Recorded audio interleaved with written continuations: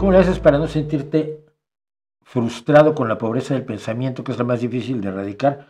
Pues no, es que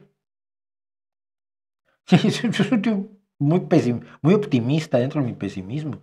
Yo creo que, bueno, sí, evidentemente la tontería está allí, pero creo que cada vez hay más gente que piensa.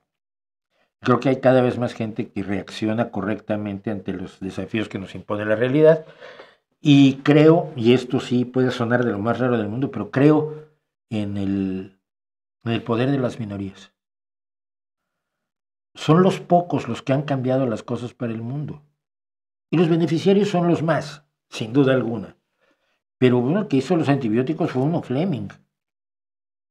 Eh, los que lucharon por hacer una sociedad más libre, pues eran 20 o 30, ¿no? Los que diseñaron la idea de una sociedad más libre, los que descubrieron cómo funcionaba el universo, pues eran 10 o 20 también, Tycho Brahe, Newton, Galileo, Copérnico, ponle 20 o 30 más que hubiera. La marcha de los pocos es importante para los muchos. No justifica las oligarquías, al contrario, incrementa la responsabilidad de los pocos. Pero yo creo que los pocos son cada vez más y eso es bueno. Por lo menos lo quiero ver así, porque si no, ¿qué hago? ¿Qué hago?